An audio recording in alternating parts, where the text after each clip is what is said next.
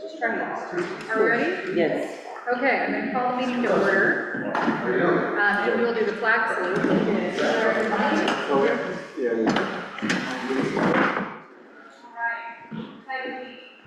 Pledge allegiance to the flag of the United States of America and to the republic for which it stands, one nation under God, indivisible, with liberty and justice for all.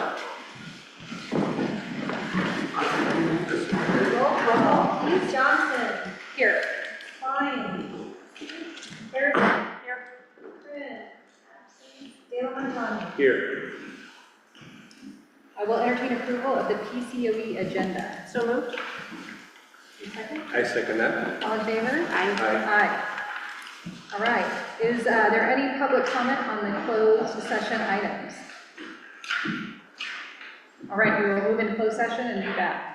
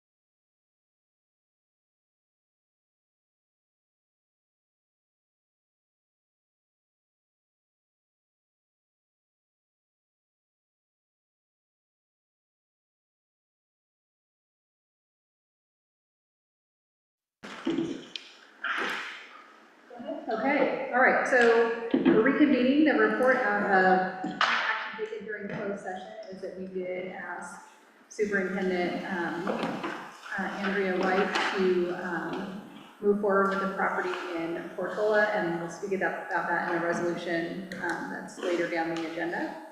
Otherwise, no action was taken. Moving on to our PCOE Superintendent's report. Thank you. I tried to do it a little bit different tonight because I hate sitting there and just talking. So I just did a quick slideshow. So my update for tonight, I've been talking about how we're doing work with the legislative piece of it.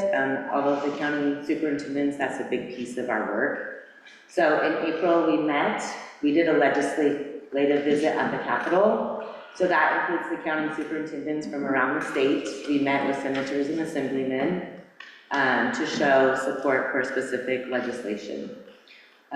We personally met with Senator Megan Daly, Assembly Member Heather Hadwick, Assembly Member James Gallagher, who wasn't there that day, so we met with his staffer. A quick story on the staffer. We were talking, one of the things that we were showing our support for was the substitute piece. And she said, oh, I'm well aware of that. One of my friends is a substitute in Portola. So she has an idea of where we're at as well. So this is us. There was a big group of us there. That's some of our Region 2 people in the other two pictures, meeting with Assemblyman Hadwick and in her office and talking about things. So the three areas that we focused on for legislation that we wanted to make sure that they were well aware of was the whole child student programs. The COEs were supporting the implementation of services focused on mental health, expanded learning, universal meals, community schools, and universal kindergarten. We also focused on AB 2490, which improves classroom stability during teacher leaves or vacancies by allowing substitute teachers to serve in a single classroom up to 60 days for both general and SPED. So that was a big one, and everyone that we talked to was for that. And then we just are urging them to continue with the ongoing funding for the CCSPP. So there's lots of money going towards that. So different superintendents shared with the legislators like success stories of how that money has helped greatly in their districts. So that was one piece. As I shared also, we're doing a lot of work with our singles. So we meet monthly, and we've actually been specifically asked by Mike Fine to help with bringing more awareness to funding, how singles are funded. And we're also working with FCMAT, especially since Clueless has gone through the receivership. They realized how many differences there are when you're dealing with a single. So we will meet at the end of June. We're gonna finish our work based off of information and requests from Mike Fine. And we're working on the revision of the County Office of Ed procedural manual and the fiscal oversight guide. So those are two really big key pieces that need to be done differently when focusing on singles, because it's a completely different world. We're also looking at how we'd like to suggest how they should fund singles so that it's more equal compared to how they just fund everyone else. We really get the short end of the stick. So we've been working on that. Mike Fine's been great with us on that. He's really good at taking what we say, and if he can, he creates legislation and we try and push those through. So we'll keep working on that.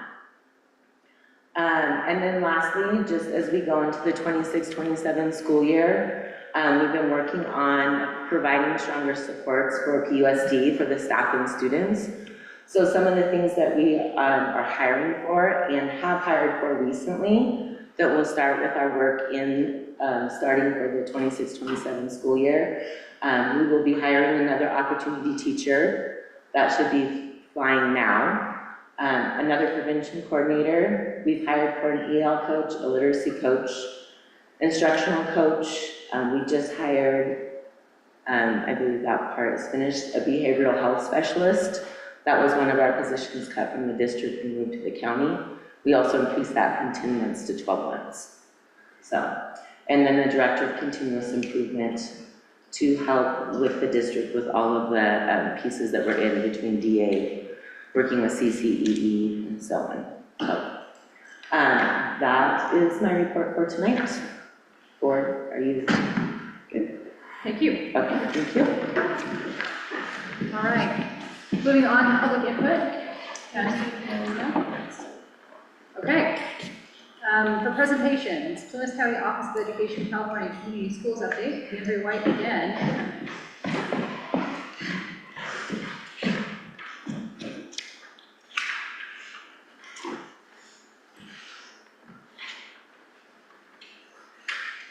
All right. Sorry. Good selection.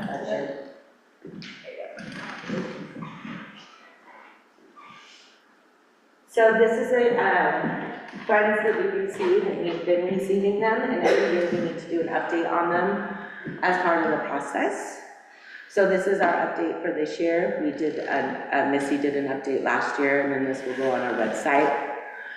So this is our California Community Schools grant. So a community school is any school serving TK through 12 students using a whole child approach with an integrated focus on academics, health, and social services, youth and community development, and community engagement. So who is eligible to apply for the CCSPP grant? So you can apply for it if the entity, a qualifying entity as an LEA or a consortium that meets any of the following criteria. 50% or more of the enrolled pupils at the LEA or the consortium are unduplicated pupils, which would be your English learners eligible for free or reduced lunch, or your foster youth. The LEA or the consortium that has higher than state average dropout rates, an LEA or consortium that has higher than state average rates of suspension or expulsions, or an LEA or consortium that has higher than state average rates of child homelessness, foster youth, or justice-involved youth. So we have been applying for these grants. This started back before I was here in the district back in 2022. From our grants that we applied for from last year, we now are funded through 2028. This is specifically for CRC. It's funded for 1.187 over the next 5 years. The budget created based on our MTSS data showing a need for Tier 2 and Tier 3 supports, academic, behavior, attendance, and social emotional support. With that, things that have been budgeted in that money to provide services would be 1 student service coordinator, a vice principal to support MTSS, and professional development focused on MTSS. Funding update continued, so this is at Portola High School. From May of 24, Portola High was notified that they'll be funded through 2029, so that was really good news. Our funding will be focused towards professional development for MTSS, funding our prevention coordinator and our campus liaison, and they're supposed to get 1.1 over 5 years as well. And that is the report on our community schools. This will be on our website, so it's updated, and that will be part of our grant. All right. So moving on to leadership, is there a recommendation from the board to adopt PCOE Resolution 2526, authorizing the superintendent to execute documents necessary to list and sell real property? Make a motion to approve. I second that. All in favor? Aye. This resolution requires a roll call vote. Thank you. Johnson, Aye. Harrison, Aye. Dale Kentucky. Aye. All right, and for information only, our PCOE service contracts and PCO check register. Minutes from the 4/15/26 regular board meeting, we cannot approve right now because we don't have a quorum. I was not at that meeting. So we'll bring that back next month. Any future agenda items? All right, well, I will adjourn the PCOE regular board meeting.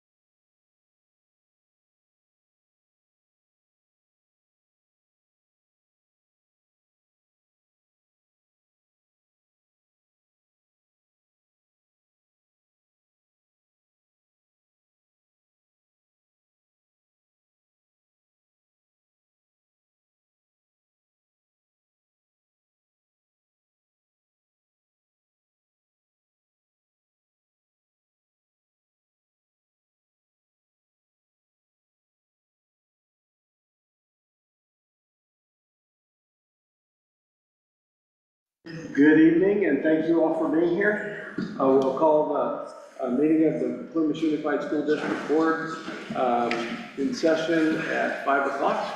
And please join me for the flag salute.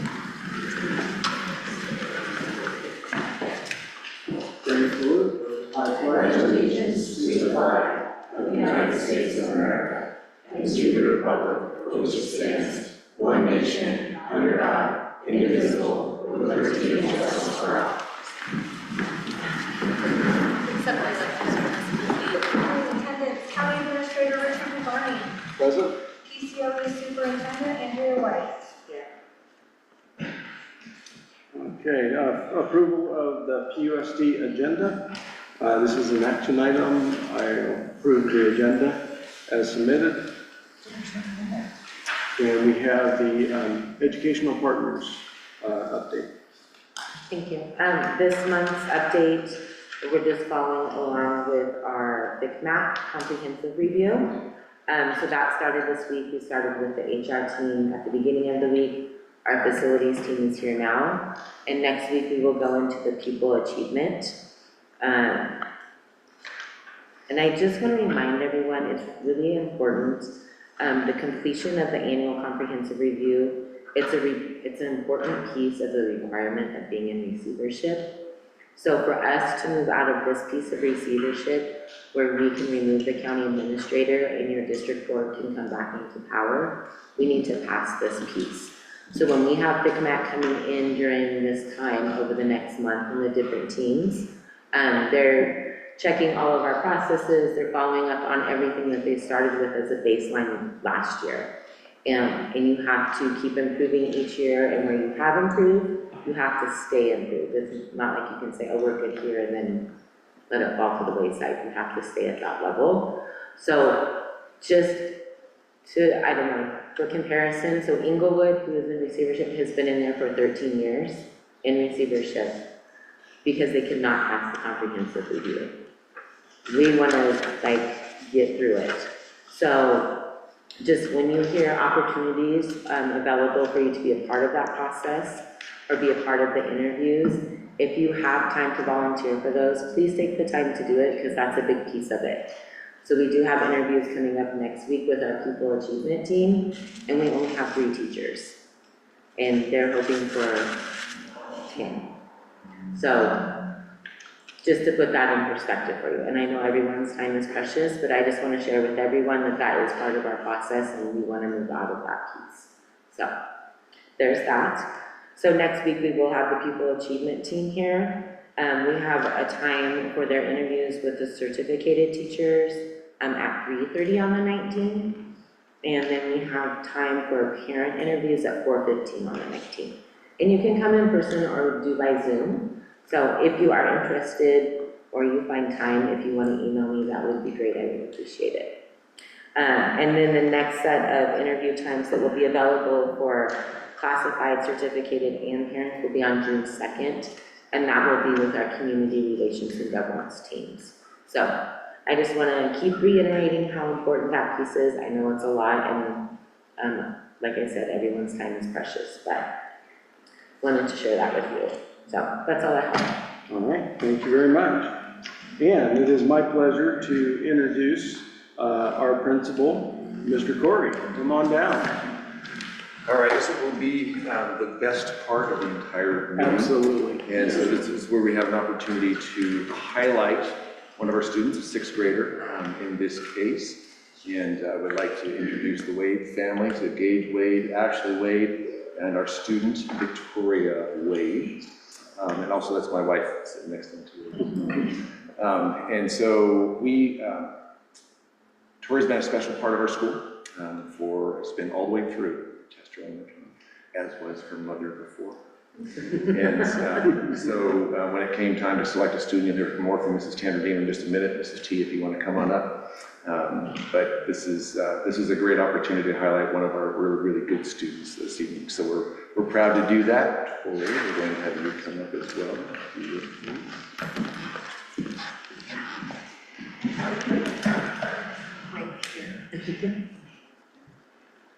Victoria, Tori, TJ, and who knows how many other names. She's an exceptional 6th grade student. She demonstrates outstanding effort and dedication to her learning. She's always striving to do her best. She participates willingly and contributes positively in all areas of the classroom and sports teams and recess and everything else. It's not just in the classroom. She's a positive role model who leads by example through kindness and respect. She consistently shows maturity and integrity in her daily interactions, once again, both inside and outside of the classroom. Tori encourages and supports others, helping make the classroom a welcoming and inclusive place for everyone. She is truly an absolute pleasure to have in the classroom. And as a bonus, she spoiled me rotten for my 101st birthday. She gave me all my favorite things, my favorite lippy, my favorite gum, iced tea, balloons, all of it. Tori, you're great. Good job, Mom.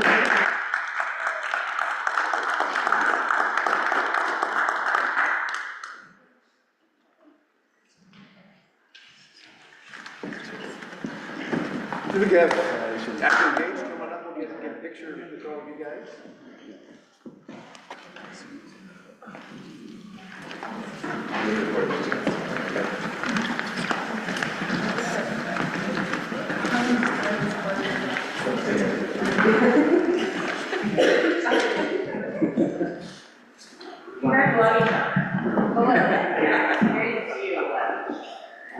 One, two, three.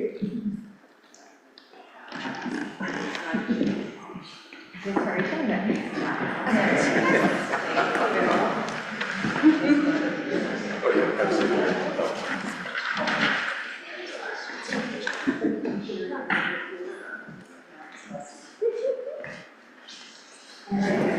And she's heading back to softball practice.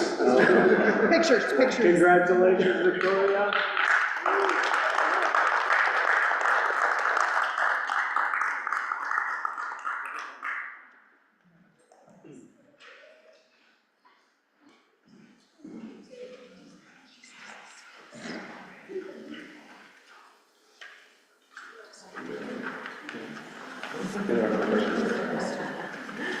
Our next agenda item is our feature teacher. So if we get our. Yes. Yes. Yeah. So teaching feature, if I could, did not, oh, it's warming up. It's fine. It'll change color. I'm trying to help. So let me brag on these two first. Mrs. Crowder and Miss Wilson, 1st grade and 5th grade. And a lot of great things happened at Chester Elementary School. One of the things that we are really super proud of, that teachers really hit a home run with, is our buddy program. And so it's just a cross-pollinating, if you will, with upper grade students and lower grade students with some really purposeful things that they do with kids. And we just want to share a little bit about the benefits of that. It's a deep part of our culture here on campus, and older kids mentoring younger kids, and the older kids, as you'll hear too, getting a ton out of it as well, in the realms of leadership and mentoring and those kind of things. So I think we're done. I'm gonna stop talking. You can get going on that. This will advance you. Take you back if you need to. So Mrs. Crowther and Miss Wilson. I'm Nicole Crowther, I teach 1st grade, and this is Mrs. Wilson, she teaches 5th grade. This is her first year at school. She's super excited to be here, and I've been here since birth. Tell them about that, literally. I've been here since birth. I was at Chester Volcano as well. So we're going to talk to you about our buddy program. And I'm just going to go over the program overview. Taryn will address the benefits of the program, and then we have some great interviews from some of our students and pictures to show, and they are so cute. So Chester Elementary School, we believe in a student-centered approach. We are students first, and we always do what's best for kids here. We firmly believe that. And so we believe in the power of mentorship between older students and younger students, and cross-age mentorships that build students' confidence, their communication skills, their leadership, and probably most importantly, it promotes a positive school culture and friendship among students across our school. So our buddy program began about 5 years ago officially. Mrs. Harrison is asking if it was when we were here. like, I don't know, when we were here 5 years ago, little, I'm not sure. So it is again in 2021, and we've been doing it for the last 5 years. It was a teacher initiative, so teacher-led initiative to build school culture. And we group our students with an upper grade band and a lower grade band. So this year we have our kindergartners with our 4th graders, our 1st graders with our 3rd graders, our 2nd grade with our 5th grade, and our TK with our 6th grade. And then next year, we'll mix up the groups in the band so that the same kids aren't together for repeated years, because the 2nd grader pointed that out to us. If we don't change the grades, then they go in there with the same kids each year. So our buddies meet approximately twice a month to collaborate on different projects. They read together, they might do some peer tutoring by working on some kind of math activity, they might do some STEM building, they might do kind of a community education project or community service project. So it just really depends on what the teachers have collaborated on, decide needs to be done at the time. All right, so Taryn's going to discuss the benefits of the program. So the benefits of buddies are a large range, so we'll talk about a few of them. But in addition to building a positive school culture, there's huge academic gains for younger students, especially when the tasks are oriented around academic subjects. There's reinforcement of learning for our older students, especially when they're given the chance to teach. A great example of this was a few weeks ago before Easter, the 1st and 3rd grade students actually did an Easter egg hunt together. And inside the Easter eggs, instead of just like candy or something like that, there was shapes, and they had to identify the shapes. So the 3rd graders were there to help the 1st graders learn the new concept while also getting to build those leadership skills to teach, and then also solidifying their shapes because we all have to practice. Another great example of a benefit is social emotional development. There's a sense of belonging for our younger students, especially when they're walking down the hallway and they see their big buddy and their face just lights up. And then the older students develop a deeper sense of empathy, patience, and again, those leadership skills that are huge as they grow older. There's a reduced behavioral issue with older students. There's nothing like one of those kids that maybe is a little rowdy or something like that, and they have their little buddy around, and they're like, oh, no, you have to sit still, you have to listen, follow directions. So that's great. And then increased school motivation and engagement. It supports for diverse learners. And there's an increased collaboration to solve for campus, not only just with the students, with mixing with the other grades, but also with the staff. My buddy teacher is a 2nd grade teacher, and 5th grade teachers don't always get to talk to the little teachers. So she's been a huge, yeah, she's all the way on the other side of campus, and she has great ideas, and she's been one of my rocks throughout my 1st year. Have a little quote at the end. It's our big kid and little kid buddies. You look forward to the next time they get to see their buddy. I know if I go more than 2 weeks without it on the schedule, my kids will be like, when are buddies next? And you can almost guarantee that every student will be there that day. Yeah, we think there's data that shows that there's 100% attendance on buddy days because everybody wants to come on those days. And we want nobody home. So. And then up here on the screen, there is some pictures of our buddy time throughout the year. You can see that there's a variety of activities. On the upper left, they are doing a STEM project. It was to celebrate St. Patrick's Day, but they were also building a bridge. So they were given certain materials, and they had to place their cup on top and place some pennies. On the upper left, you can see an older kid helping a younger student with a map. And then in the middle, you can see it was a fun Easter craft, but I messed it up the first time because it's very methodical and you have to do it right. And it's, you get a lot of support for those little kids with their executive functioning, and the older kids are also trying to figure it out all the time. So, yeah, it's great. Okay. Here's some other examples of our buddies getting together. So on the upper left, we have our 6th grade buddies with our TK buddies, and they are working on the magnet wall. Next to that, they are outside. There's also a 6th grader in the there, and they are working on just kind of doing some art outside. On the bottom left, we have some 1st graders and 3rd graders working together to build a tree structure.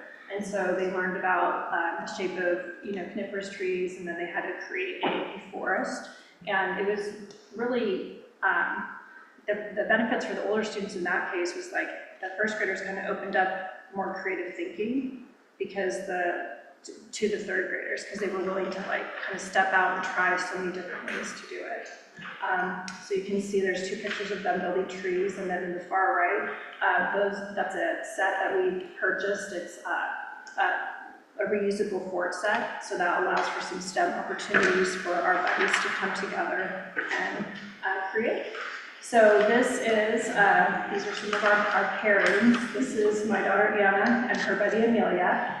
And Amelia, when asked what she likes about buddies, she just says, I love being with other kids. She just says, I love knowing other kids at the school. Anna, she's going to be a teacher when she grows up. She says, I love teaching my buddy new things. I like having friends that make me feel important. So it's wonderful for her. This is Max and Everett. Yes, this is a first and third grader, and Everett, our first grader, his quote is up at the top. He says, I like to hang out with the older kids.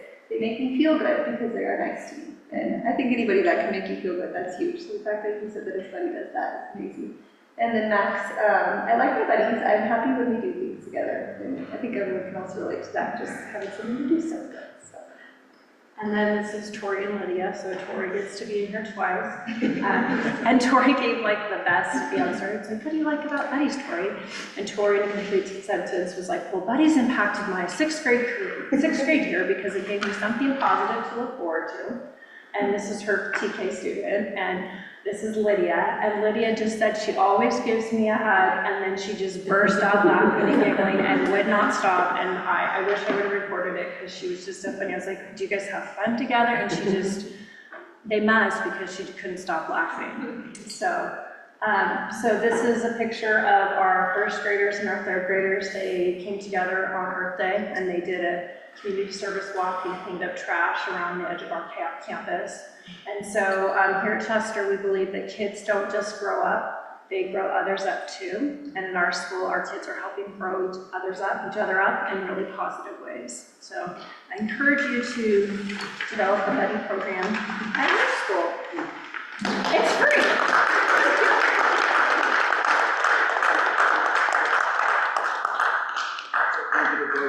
Nicole and Taryn, this is a stretch for Taryn. Thank you for stretching yourself on this one.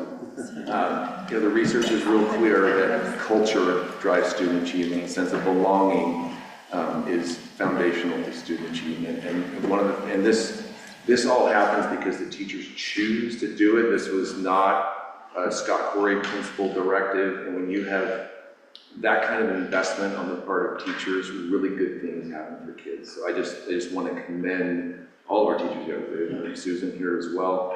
And this is really something to watch. And I just want to give one other quick example. Every Monday morning, we have a Monday morning meeting. And we have some excessively enthusiastic sixth graders, shall we say. When their TK buddies are with them and sitting in their laps, and they're responsible for the TK buddies, and you heard a little bit about that from Nicole, they are better kids. It was really something to watch. So that had a significant impact, but that sense of belonging, and they'll see each other in the halls, and it's really something to watch. We walk in a group of upper grade kids, down the hallway and out to lunch recess, and they'll see their first grade buddies or their kindergarten buddies, and everything stops, and they want to say hi to those kids. And so that's stuff you treasure at a school. That's the healthy stuff of a school. So thanks for giving us an opportunity to share that with you. And there's a lot of special things happening in our schools, and this is one great example of that. So thank you. Thank you very much. We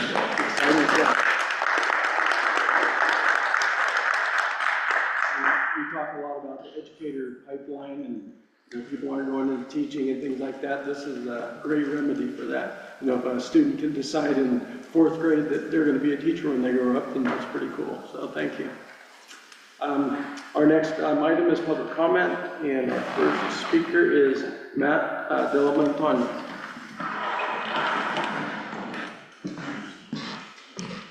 That is a tough act to follow. Yeah. This is my first time being here as a board member, and wow, you guys are doing awesome. So that was a great program. It's the first time I've ever heard that program, and I like it. It's a good one. Keep it up. For those of you that don't know me, my name is Matthew Delamontagne. I'm the newest board member. I represent District 5. I appreciate your time. I know you guys are very busy, and time is important, and people don't have a lot of it. I'll try to be quick. I just want to take a moment to clarify a few things that I've seen and I've heard. I would like to share some of my experiences in the past few months as a board member. In the past few months, I have met with Rich and Andrea regarding many things. I have also met with Alicia Vanny. Sorry if I mispronounced any names. During these meetings, I have tried my best to listen and to ask questions. In my experience, when two sides are not agreeing on a solution, I try to find a third party to help see what we might be missing or get additional advice. I decided it may be helpful to contact FCMAT and the California Department of Education. While speaking with FCMAT and the CDE, we went over many scenarios that involved the county taking over various positions for the Plumas Unified School District. I explained to both departments what I was seeing from PCOE, PUSD, and from Alicia, who is representing the Plumas County Teachers Association. I took ideas from all three and asked FCMAT, what has happened in the past in similar situations? What was common practice? I specifically asked about PCOE taking over, paying for various staffing on the PUSD side to help. I was told by both FCMAT and CDE that they were strongly against this action. Further, they confirmed that the PUSD and PCOE budgets are separate for a reason. PCOE is there to help the schools, but not in this capacity. I was told by FCMAT and CDE that they met with Rich and Andrea regularly and have agreed with the tough cuts being made.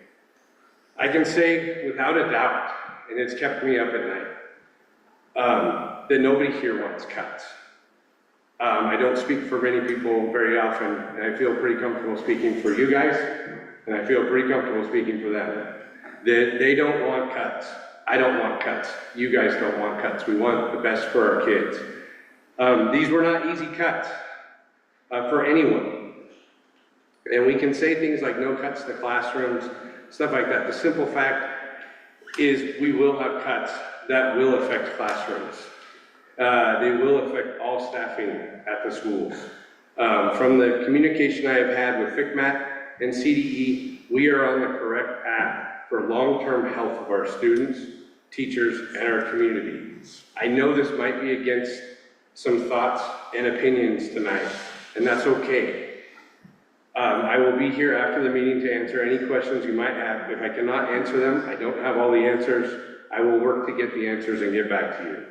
I truly appreciate you being here to support our students, our teachers, staff, and schools with such passion. Thank you very much for your time.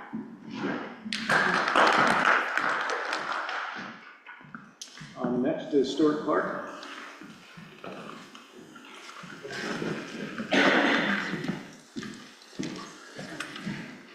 As standard, Stu Clark for BCTA.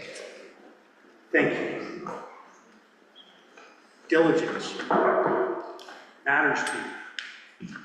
You know, it matters to all of us. One of the wisest men I know this morning said a phrase that's been hanging with me all day. No voice left behind.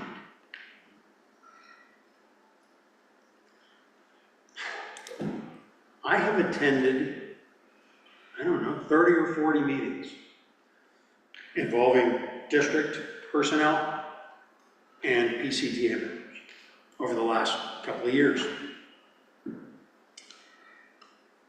Unfortunately, I can count on one hand the ones that I left saying we had a voice in the decision that actually came out. Lately, last year or so, most of it is we will listen to you. That's you speaking to us. Thanks, but that's just the start of a conversation. And it stops there. So to hear a board member say, I'll be here.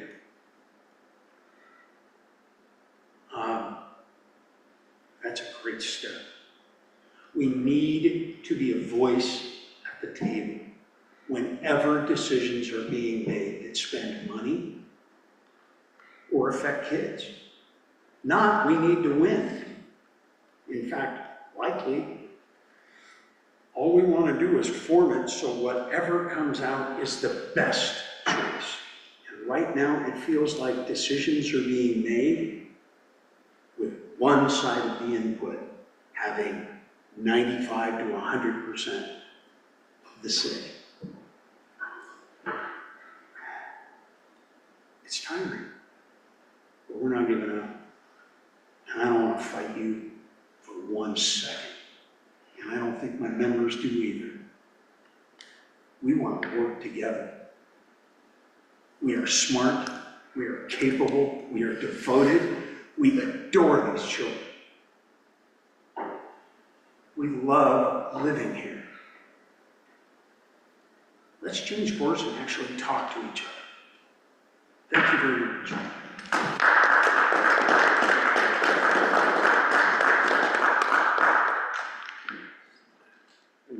Kevin Castle.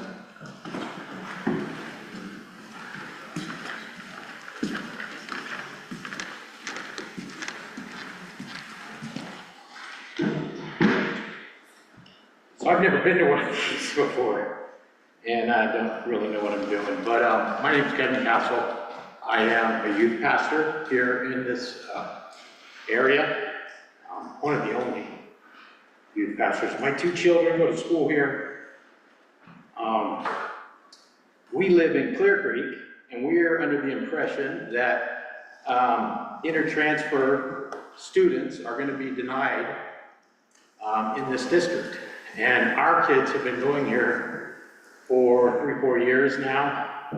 My wife and I both work in this district, so it would be a hardship for us to have them go anywhere else, even though we live in Clear Creek. California Education Code Section 48204B says, permits a school district to deem a pupil to have complied with the residency requirements for school attendance in a district if at least one parent or guardian of the pupil is physically employed within the boundaries of that district. Both of us are employed in the boundaries of this district. Once admitted to residency, the pupil's transfer may be revoked only if a parent ceases to be employed within the boundaries of the district. Neither one of us will be leaving this district. As a resident, the student does not have to reapply for transfer to be valid. Thank you. Thank you.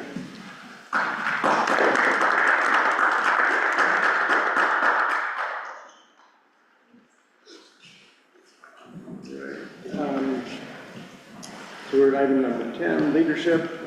Melissa Leal on policy revision. I'll do everything up here since I have quite a few items.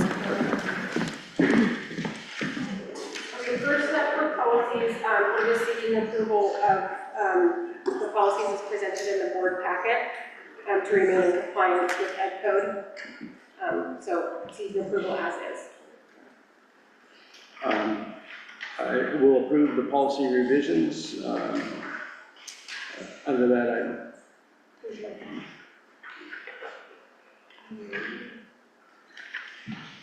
Andrea, do you have my other presentation for the math thing?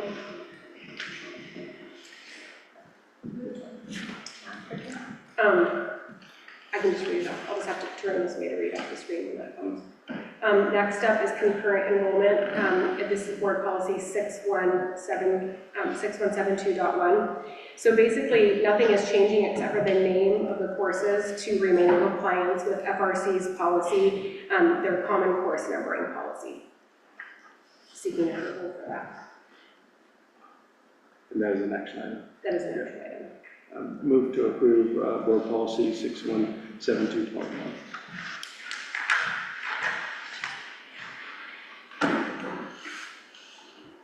We have 11, student achievement. Yep. School plans for student achievement. Yep, so these, our school plans for student achievement have been approved by all of our school site councils at our school sites, and so the next step is to take it to the board for annual approval. So I am seeking approval of our school site council, our student plans for school achievement as is presented in the board packet. I'm sorry, I'm losing my voice, so saving it for the next board. So you're done with that? Just seeking approval, yes. School, approval of the school plans for student achievement. Thank you. All right, this is the fun part. I have had the privilege of working with an amazing team of educators and educational partners over the last 7 months. Some of you are in the room, Josie and Susan, thank you for being a part of our team. So I am making a recommendation on behalf of our team tonight for our next math curriculum adoption.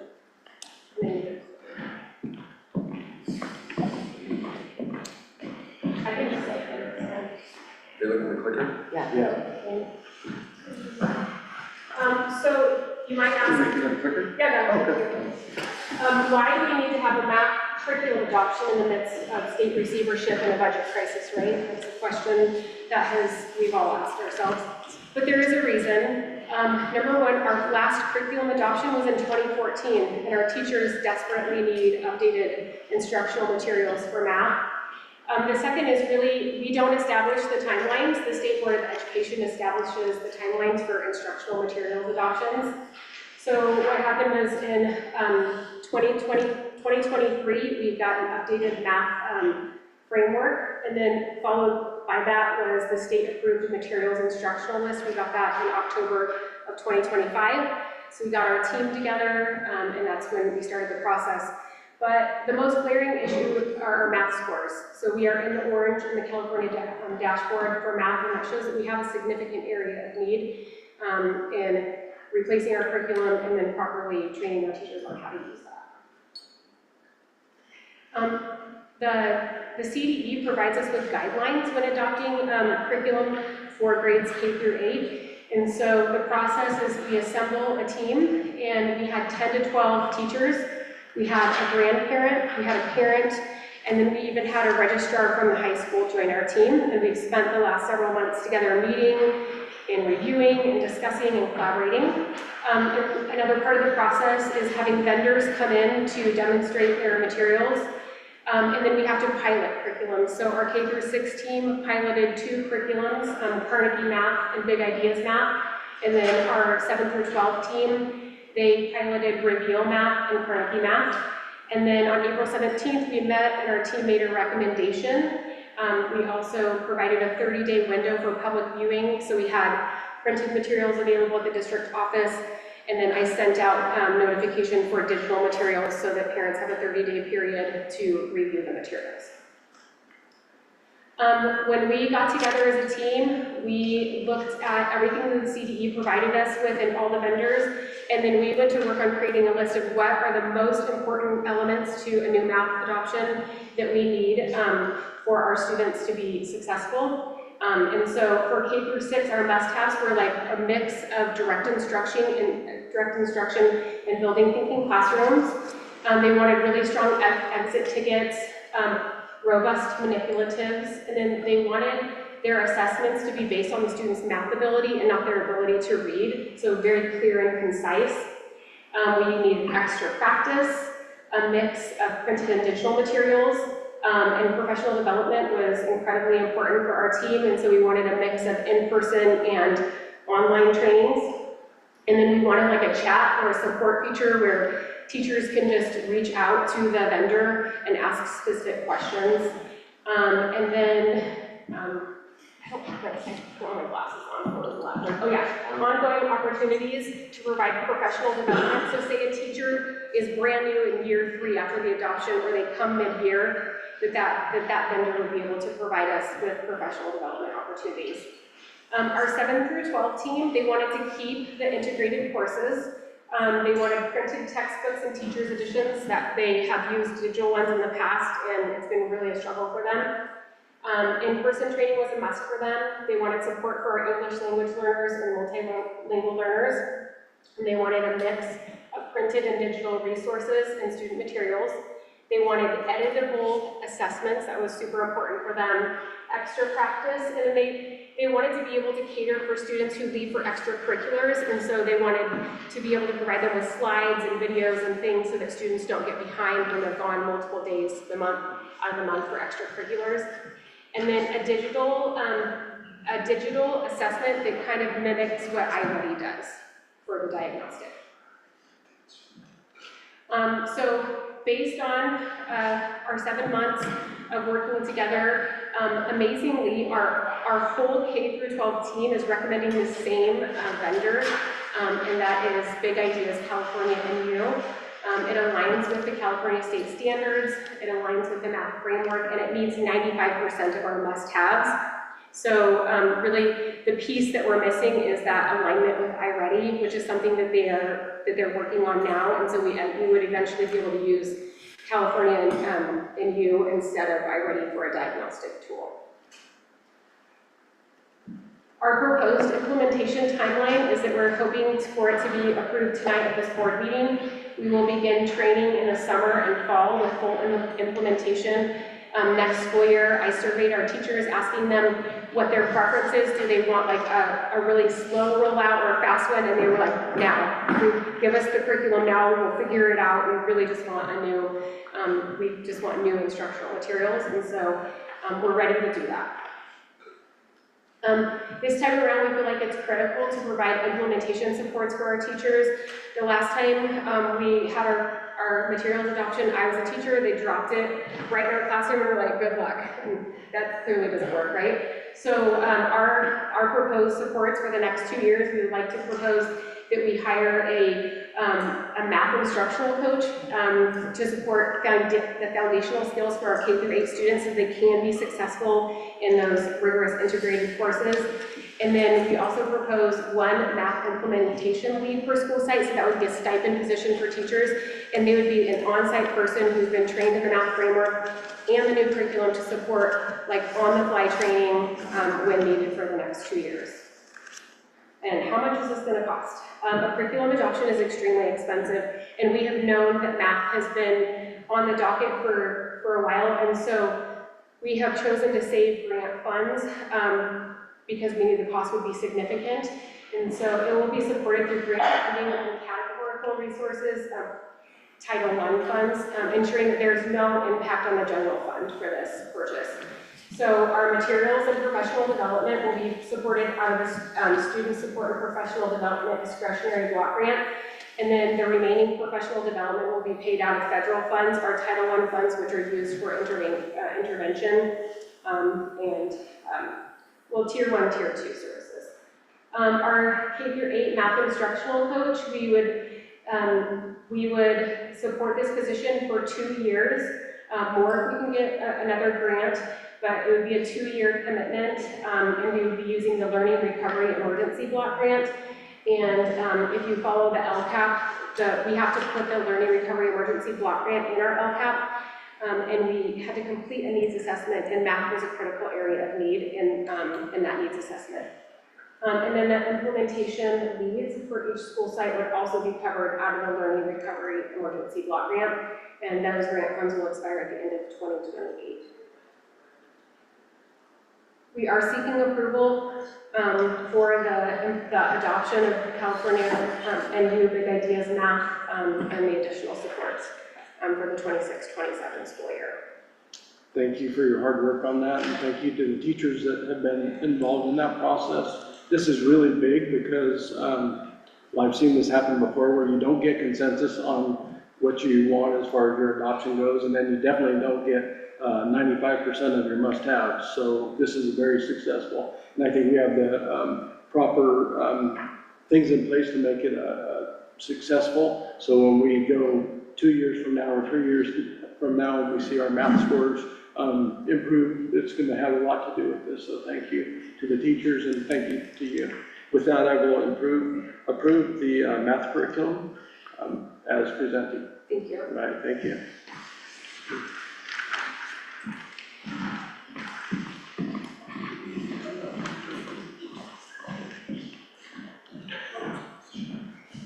Next, we have fiscal. And Jennifer Nesbitt is pinch hitting for Stephanie Chateau. So we have the cash flow report, the April cash flow report shows that we are able to meet our fiscal obligations for the 25-26 school year. This is not an action item, it is information. So this is action item. It's not. Or the next one is, okay. Right, and then bond measure B for 24-25, bond measure B audits, we are seeking approval for the audit as presented in the early. With that, we'll approve the action item for bond measure B 2425 final audit report. All right, thank you, Jennifer. Melissa, item 13. This is an information only item for tonight. This is the modified summer schedule, and so in the past, we have proposed a flexible summer work schedule for 12-month employees with the approval of the superintendent or designee, which may include a 4-day work week with longer hours Monday through Thursday. And this would begin on June 15th. The district office will be closed to the public on Fridays, and then regular work schedules will resume that first week back in August for the school year. Okay, thank you. PUSD personnel transactions, Jennifer? We are seeking approval of the personnel agenda as presented with the exception of section A, item 1G. Okay, so one little change on there, the rest of it will pass, so we'll approve the action item with the exception of item A1G. And then the MOU between CSEA 193 and PUSD. CSA 193 is an approval to enter into an MOU to establish additional compensation and a clear selection process for additional workdays for the base count extended year assignment. So we are seeking approval of the memorandum of understanding between CSA 193 and PUSD. Thank you. And that is approved. The consent items. Okay. So we have the proposed sunshine items for negotiation for PCOE 2627.